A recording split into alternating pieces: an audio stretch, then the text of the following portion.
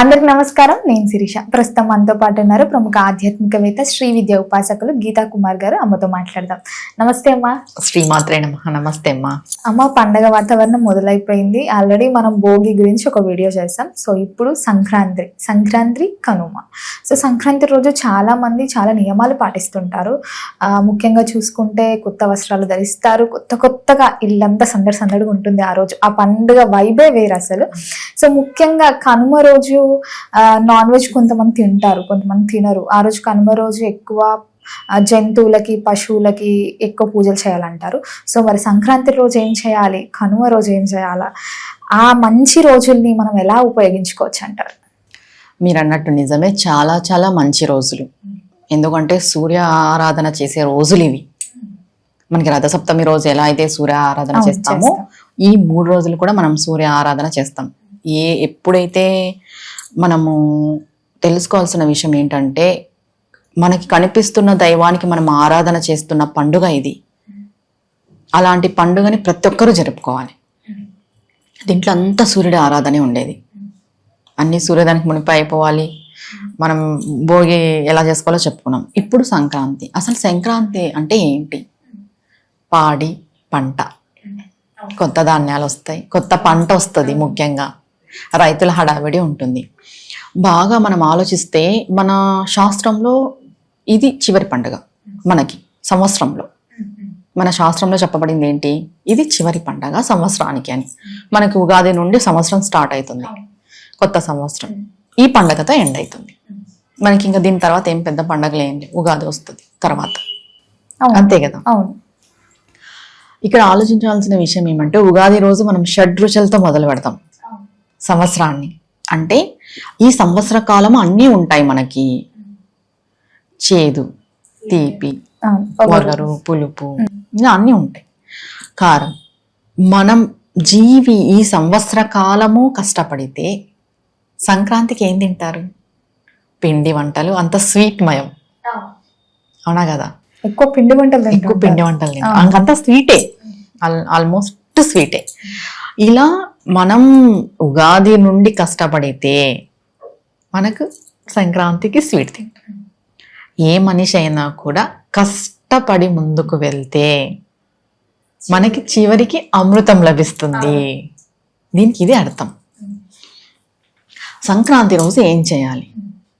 సంక్రాంతి రోజు ఏం చేయాలంటే, ఉదయాన్నే సూర్యోదయానికి మునిపే లేయాలి. లేచి స్నానాధికాలన్నీ అయిపోగొట్టుకోవాలి. అయిపోయిన తర్వాత 6 నుండి 8 లోపు పొంగల్ చేయాలి. సూర్య భగవానుడికి పొంగల్ నివేదన చేస్తాం ఆ రోజు. పొంగల్ ఎలా చేయాలి అని అంటే, కొంతమంది పల్లెటూరులో ఉండేటోళ్ళు చేస్తారు, సూర్యుడికి ఎదురుగా పొయ్యి పెట్టి. అలా ఇప్పుడు అంత అపార్ట్మెంట్ కల్చర్ అవైలబిలిటీ ఉండదు సిటీస్లో ఉన్నోళ్ళు. ఇంకా వాళ్ళ ఇంట్లోనే సూర్యభగవానుడు ఉండాలని మనం భావించాలి ఆ రోజుకి. పొంగల్లోకి బెల్లం అది మనం వేస్తాం కదా, బెల్లం లేకోకున్నట్టు డైరెక్ట్గా చెరుకు రసం వేస్తే చాలా మంచిది. బెల్లానికి బదులు. ఎందుకు చెరుకు రసమే అని చెప్తాము? చెరుకు అనేది అతి మధురమైన పదార్థం అన్ని పదార్థాలకెల్లా చెప్పాలంటే. ఎందుకంటే ఒక్కొక్కటి ఒక్కొక్క టైప్లో ఉంటుంది రుచి, కానీ చెరుకు అలా ఉండదు. చెరుకు అంటే స్వీట్నెస్. అది నువ్వు కట్ చెయ్యి స్వీటే ఇస్తుంది, క్రష్ చెయ్యి స్వీటే ఇస్తుంది, జ్యూస్ చెయ్యి స్వీటే ఇస్తుంది. అలా స్వీట్ అది టోటల్గా. అమ్మవారి చేతిలో చెరుకు గడను కూడా పట్టుకొని ఉంటుంది, లలితా పరాభట్టారిక. అది మనసుకు సంబంధం. చెరుకు అంటే మన మనసుకు సంబంధం. మన మనస్సు కూడా అలా ఉండాలి. మనుషులు అంత స్వీట్గా ఉండాలి, స్వీట్నెస్తో నిండి ఉండాలి, దయా హృదయంతో ఉండాలి అని చెరుకు మనం సంకేతంగా భావిస్తాం.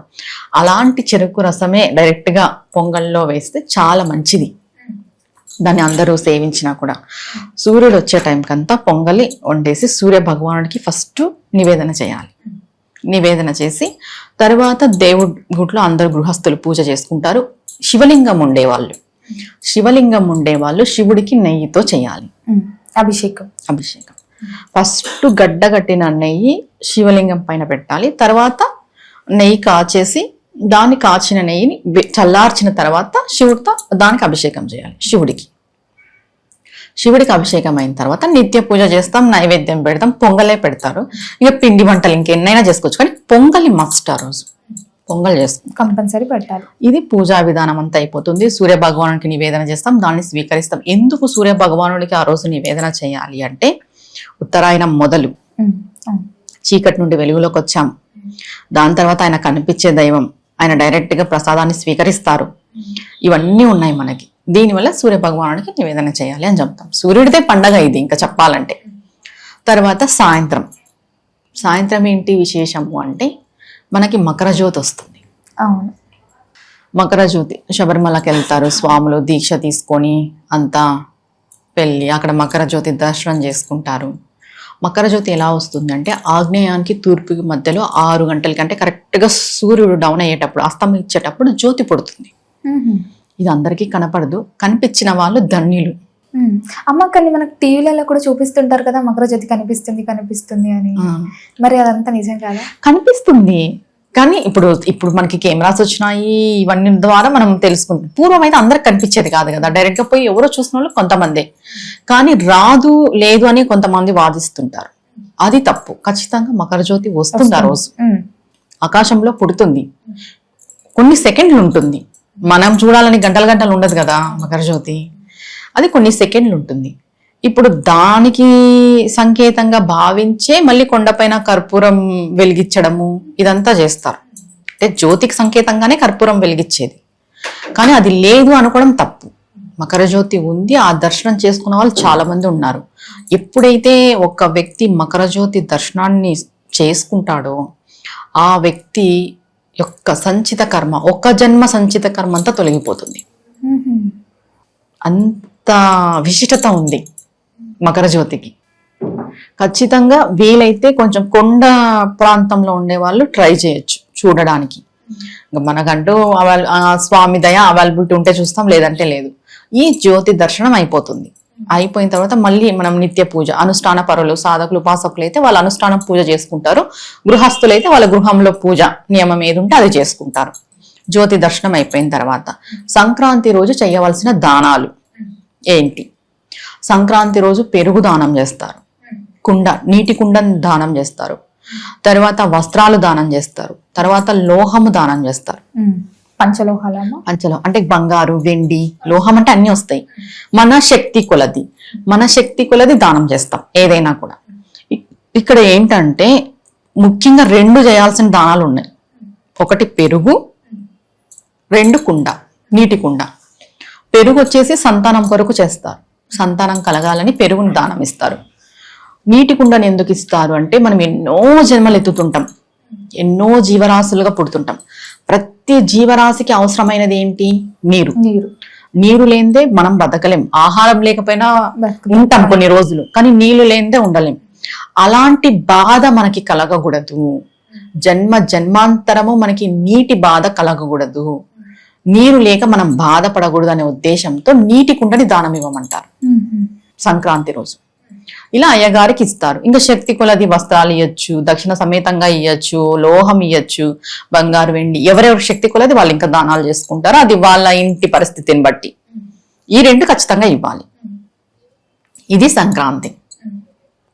అమ్మ, ముఖ్యంగా సంక్రాంతి రోజు గాలి పటాలు ఎగరేస్తూ ఉంటారు కదా, అసలు దానికి ముఖ్య ఉద్దేశం ఏంటంటారు? అసలు అంటే మిగతా రోజులు కూడా చేయొచ్చు కదా, ఆ రోజు పర్టికులర్ గా సంక్రాంతి రోజు ఎందుకు అసలు గాలి పటాలు ఎందుకు ఎగరేస్తారు అని అంటే, ఫస్ట్ పిల్లల ఉత్సాహం, పిల్లలంతా కలిసి ఉంటారు. మన జీవితం కూడా అలా ఎదగాలి, బాగా పైకి వెళ్తుంది.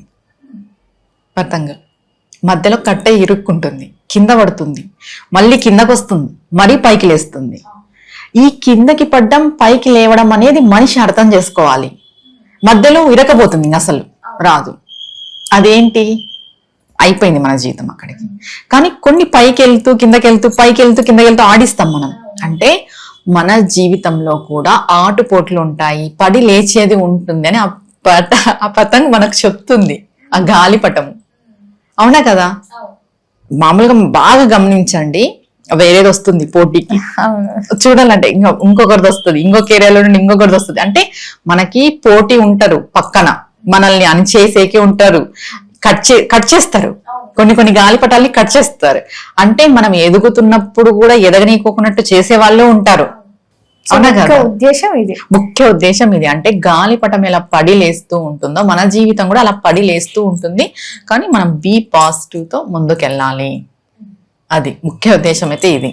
అది సరదాకి ఆడే ఆట కాదు, దాని లోపల ఇంత ముఖ్య ఉద్దేశం ఉంది. అమ్మ ఇప్పుడు సంక్రాంతి గురించి చెప్పారు కాబట్టి నెక్స్ట్ డే రోజు కనుమ చేసుకుంటాం. అసలు కనుమ ఎలా చేయాలమ్మా? చాలా మంది ఈ భోగి రోజు, సంక్రాంతి రోజు నాన్ వెజ్ తినరు, కనుమ రోజు బాగా తింటారు. ఇంకోటి ఏంటంటే కనుమ రోజు కూడా తినొద్దు అని కొన్ని ఏరియాస్ లో అంటుంటారు. అసలు ఎంతవరకు నిజం అంటారు? అసలు కనుమ రోజు ఎలాంటి నియమాలు పాటించవచ్చు అంటారు? కనుమ రోజు వచ్చేసి ఫస్ట్ మనం పశు సంపదనే చూసుకుంటాము. ఈ ఆవులకి అలంకరణ చేయడము ఇదంతా ఉంటుంది కనుమ రోజు. ఎందుకు ఈ ఆవులకి అలంకరణ అంటే పూర్వం పశువుల్ని మనం ఇంట్లో వ్యక్తులుగా భావించే వాళ్ళం. అవునా కదా? పేరు పెట్టి దానికి పేర్లు పెట్టేవాళ్ళు, మనుషులను పిలుచుకున్నట్టే పిలుచుకున్నారు. అంత ఆప్యాయంగా ఉండేవాళ్ళు పశువులతో కూడా. ఎందుకంటే వీళ్ళ జీవితం వాటిపైన ఆధారపడి ఉండేది. అవి లేనిదే వీళ్ళు లేరు. అందుకు ఆ కృతజ్ఞతా భావంతో ఈ కనుమ పండుగని పశువుల కోసం పెట్టారు. అంటే సంవత్సరం అంతా అవి కష్టపడతాయి మన కోసం. ఇంతకు ముందు ఆవులే దున్నేటివి కూడా పొలాలు, నాగలు పెట్టి పాలు ఇవ్వడం ఇదంతా ఆవులే. పాడి పంట అంతా ఆవుల నుండి పశువుల నుండే వచ్చేది మనకి. అలాంటి పశువులకి మనం ఒకరోజు గ్రాటిట్యూడ్ గా అంటే కృతజ్ఞత భావంతో వాటికి పూజ చేసుకుంటున్నాం ఈ కనుమ రోజు. ఎలా చేయాలి? ఇప్పుడు మనకి ఎందుకు ఆవుకు అంత ప్రత్యేకత ఉంది? గోమాత అంటున్నాము అంటే ఆమె మాతృమూర్తితో సమానం ఆవు. మన అమ్మెట్లో ఆవు కూడా అంతే. ఈ భావన అందరికీ రావాలి. ఏదో ఆవు అంటే ఏదో పశువు, పాలిచ్చే జంతువు, ఏదో ఆవులో 3 దేవతలు ఉన్నారు, అందుకే అది కూడా ఎవరైనా ఈ రోజు ఆవు పెట్టండి అంటే ఆ రోజు పెట్టడమే ఇలా చేస్తుంటారు చాలా మంది. గ్రాసం ఈ రోజే ఇవ్వండి అంటే ఇంకా మిగతా రోజు పెట్టొద్దా? అదొక రోజు ఎక్కువ పెడతారు. అలా కాదు. ఆవు అంటేనే మాతృమూర్తి, మన పరదేవత మన ముందు తిరుగుతున్నట్టే. 3 దేవతలను తనలో పెట్టుకొనింది. లక్ష్మీదేవికి స్థానం ఇచ్చింది. 84 జీవరాశులలో ఆవు మయము, గోమయము, గోమూత్రం అంత విశేషమైనవి. మన ప్రతి పూజలోనూ వాడతాము. అంత ప్రాముఖ్యత ఉన్న గోవుని ఈరోజు మనం ఎలా చూస్తున్నాం? ఒక్కటమ్మా, గో పూజ, గోవుకి గ్రాసం ఇవ్వడం, గో ప్రదక్షిణ, వీటికి మించిన పూజ లేదు చెప్పాలంటే. వీటికి మించింది ఏది కూడా లేదు. అంత విశిష్టత ఉంది ఆవుకి. కానీ ఇప్పుడు మనం ఏం చేస్తున్నాం? ఏం చేయట్లేదు. ఏదో మన స్వలాభం కోసం ఎవరో ఈ రోజు పెట్టమంటే ఈ రోజు పోయి పెట్టడం, ఇలా చేస్తున్నాం. అలా ఉండకూడదు. ఆవుని నిత్యము సేవించే గుణం మనకి రావాలి. ప్రతి ఒక్కరూ సేవించాలి నిత్యం ఆవుని. గోసేవ చేసినంత పుణ్యం ఏది రాదు. అంత పుణ్యఫలం వస్తుంది గోసేవలో. అమ్మ, ముఖ్యంగా కనుమ రోజు చాలా మంది నాన్ వెజ్ తింటుంటారు. కొన్ని ఏరియాస్ లో ఆ రోజు కూడా తినరు, ఆ నెక్స్ట్ డే తింటుంటారు. సో అసలు తినొచ్చా, తినొద్దంటారు? ఈ నాన్ వెజ్ తినడం అనేది ప్రాంతీయం బట్టి ఉంటది. ప్రాంతీయం బట్టి ఎలా అంటే చాలా మంది ఏం చేస్తారంటే, మనకి సంక్రాంతికే సెలవులు అండ్ సంక్రాంతికే అందరూ కలుస్తారు బంధువులు అంతా. పెద్ద పండగ ఇది చెప్పాలంటే. ఈ దసరాకి ఎట్లా కలుస్తామో 10 రోజులు హాలిడేస్ వస్తాయి, సంక్రాంతికి మనకు అలానే హాలిడేస్ వస్తాయి. ఈ హాలిడేస్ మూలంగా ఒకటి, అందరు కలవడము ఒకటి, ఈ కొత్త అల్లుళ్ళు, పెళ్లి కూతుర్లు, ఈ కొత్తగా పెళ్లి అయిన వాళ్ళు వీళ్ళందరూ రావడం ఒకటి, బంధువులు అందరూ కలిసి చేసుకోవడం ఒకటి ఈ పండగ. దీంట్లో ఏం చేస్తారంటే అమ్మవార్లకు కూడా చేస్తారు, గ్రామ దేవతలకి. ఈ గ్రామ దేవతలకి చేయడం ద్వారా వాళ్ళ ప్రాంతీయం బట్టి గ్రామ దేవతలకు కూడా చేస్తారు నాన్ వెజ్, ఈ కోళ్ళు ఇవ్వడం అలాంటివి. అలా చేయడం వల్ల ఈ కనుమ రోజు నాన్ వెజ్ తింటారు అనేది వచ్చింది.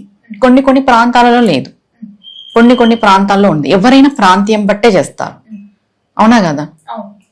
ఈ కనుమ రోజు ప్రయాణాలు కూడా చేయకూడదు అంటారు చాలా వరకు. మంచిది కాదు అని. ఎందుకు మంచిది కాదు అంటారంటే, పండగ అప్పుడే అయిపోయి ఉంటుంది, మనం ఇంకా పండగ వాతావరణంలోనే ఉంటాము. కొన్ని ఊర్లలో ఈ గ్రామ దేవతలకి పూజలు చేస్తుంటారు కనుమ రోజు. పండగ అయిపోయిన తర్వాత, ఉగాది అయిపోయిన తర్వాత కూడా చేస్తారు. ఇలా కనుమల రోజు గ్రామ దేవతలకి ఏ ప్రాంతంలో అయితే పూజలు చేస్తారో ఆ ప్రాంతంలో పొలిమేర దాటకూడదు. అలా మనకి ఏం చెప్తారు, పండగ అయిపోయిన మరుసటి రోజు ప్రయాణం చేయకూడదు అని చెప్తారు. అమ్మ, ముఖ్యంగా ఆ రోజు మనము జంతువులకి పూజ చేయాలి ఆవుకి అన్నారు కాబట్టి, ముఖ్యంగా మరి ఆ రోజు ఎలాంటి దాన ధర్మాలు చేయొచ్చు అంటారు పుణ్యం కోసం? సంక్రాంతి రోజే దాన ధర్మాలని చెప్పాం మనం. సంక్రాంతి రోజు చేసుకునేటివి. ఆ రోజు ప్రతి ఒక్కరు ఆవుకి గ్రాసం పెట్టండి. కనుమ రోజు. కనుమ రోజు మీ చుట్టుపక్కల గోశాలలు ఉంటాయి కదా, ఆ రోజే అని కాదు, మీకు ఎప్పుడు కుదిరితే అప్పుడు ఆవుకి గ్రాసం పెట్టడం వల్ల చాలా మంచిది. చాలా అంటే చాలా మంచిది. కానీ ఇంకా ఆ రోజు మనం ప్రత్యేకించి పశువులకు పూజ చేసుకుంటాం కాబట్టి, కానీ ఆ రోజే అందరిపై పెట్టడం వల్ల వాటికి ఎక్కువైపోతుంది గ్రాసం చెప్పాలంటే. నిజం అవునా కదా? అంటే మనం ఎలా ఉన్నాము అంటే, ఈ రోజు ఇది చెయ్యాలి అని అంటే మొత్తం ప్రపంచం అంతా ఆ రోజే చేస్తుంది. ఎక్కువ అతివృష్టి అనావృష్టి అంటాం కదా, అలా అయిపోతుంది పరిస్థితి. అలా కాకోకున్నట్టు ఎప్పుడు వీలుంటే అప్పుడు ఆవుకి గ్రాసం సమర్పిస్తే చాలా చాలా మంచిది. అమ్మ, మొత్తం మీద సంక్రాంతి రోజు ఏం చేయాలి, కనుమ రోజు ఏం చేయాలి, అసలు మాకు తెలియని ఎన్నో విషయాలు చెప్పారు. ధన్యవాదాలండి. నమస్తే అమ్మా.